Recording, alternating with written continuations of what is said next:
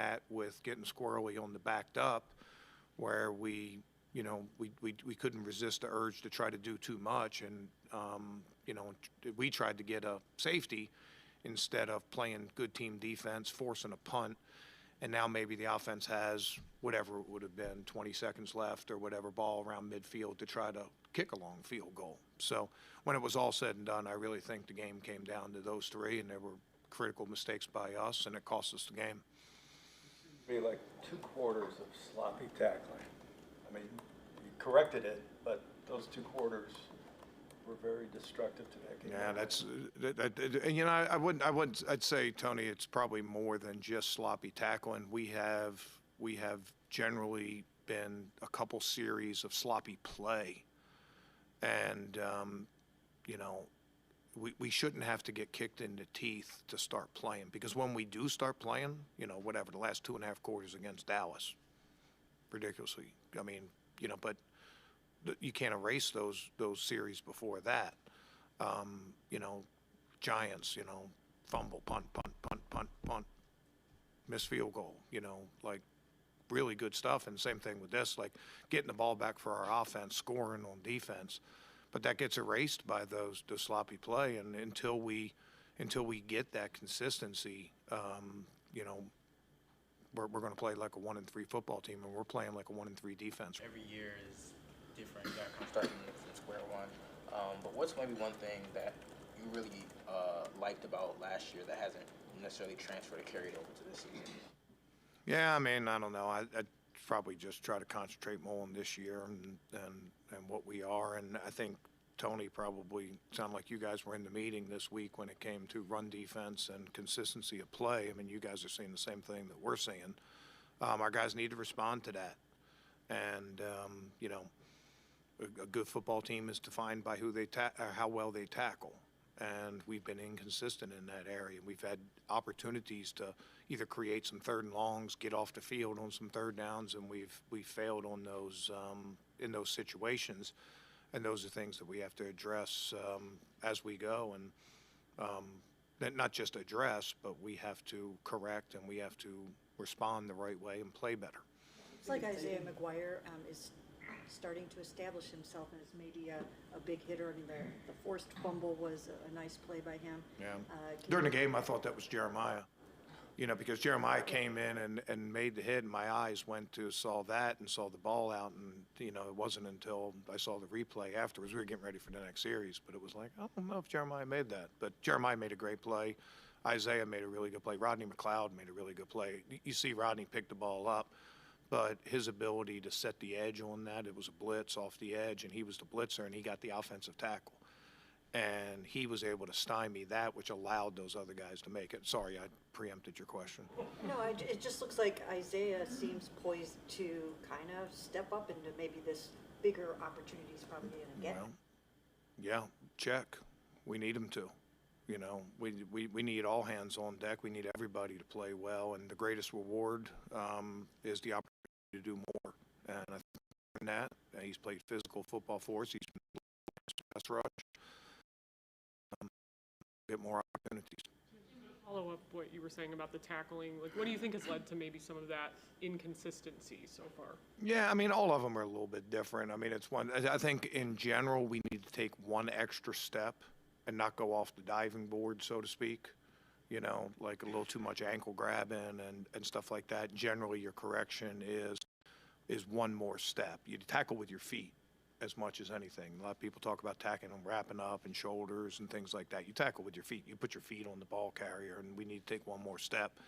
There's been a couple where it's just been leverage problem and balls cut back on us. But those have probably been the biggest things. And I think this came up last year too. When you play good team defense and you run to the ball and you play with great effort, a lot of those missed tackles disappear. You still have them, but the second guy goes and cleans it up, and that's what we really need to put the emphasis on. It's a little bit of technique, it's a little bit of leverage, but we want to also see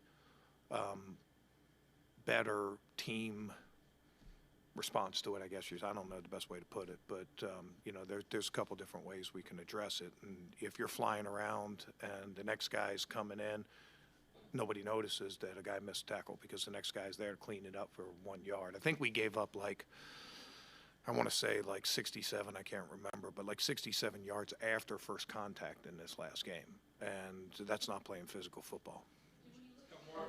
Jim, when you look at the Commanders' offense with Jaden Daniels and their threats in the run and pass game, what stands out to you as, you know, areas you guys are focusing on? I missed that last part of it. Like, what areas in the run and pass game with Jaden Daniels as well that you guys are focusing on as a defense? Yeah, I mean, he just has really good command. I mean, what, they punted 4 times in 4 games, 2 games haven't punted. I mean, that'll get your attention really quickly. He's been very efficient with the ball. He really understands the RPO, zone read world. It's not, I mean, something he's done, played a lot of college football in a very similar situation, so you see that comes up, and his legs, you know, make a difference. We're going to do third down today, and, you know, he's converted, you know, somewhere in the neighborhood of like 40% of their third downs on scrambles, you know, so it just adds a little bit more, and he hasn't made mistakes with the football. He's playing really well for a rookie. You know, we got to play tight coverage. We got to be in our gaps, and we have to tackle well on the perimeter, and they'll challenge all of those things. Place on forcing takeaways, or is your priority just like sound defense, getting off the field, and maybe that coming as a result of that?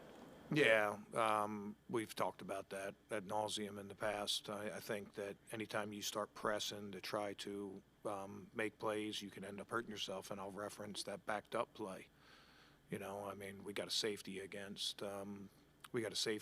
Jacksonville, and it was good defense. This was like, let me go make a play here, and then, you know, try to cause a turnover. I mean, a safety's a turnover, and you can get yourself in trouble if you play physical, relentless, sound football. Your turnovers will come. And you don't make every opportunity, but over the course of time, they will. If you don't play consistent responsibility football, and you don't play physical, and you don't play tenacious, you won't get those. You won't get those plays. I was proud of the guys getting that fumble. It got us back in the game. We were able to get the ball back a couple of times. I really felt like we were going to win that game on that last drive. But sometimes you do have to guard against more or guys trying to do too much. Let's play better within our scheme. Let's not try to go outside the scheme just to, you know, sometimes get some fool's gold when it comes to those plays. Earlier that it shouldn't take a kick in the teeth for you guys to lock into that focus. Why do you think it has taken these wake-up calls to get going? Yeah, that I don't know. Daniels has gone to Cincinnati and Arizona, outplayed Burrow and Murray. It's not like their defense and special teams won those games, so I'm impressed that a rookie could go on the road and beat 2 number 1 quarterbacks at their own game. Yeah, he's in a scheme that fits him really well. He understands, uses all 53 in the third. He can make plays with his leg. He's been a very accurate passer. He puts pressure on you on third down with passing, but also the running and the scrambling. You know, so all those things equal good play, and you know, it gets our guys' attention. We twice a year we play Lamar Jackson, who has some very similar capabilities. So we know what it takes to stop that thing. We know how bad you can look if you let your guard down for 1 minute with guys like that. And it won't be any surprise for us when number 5's out there. Okay? Yeah. I think I could have hit better than the Orioles.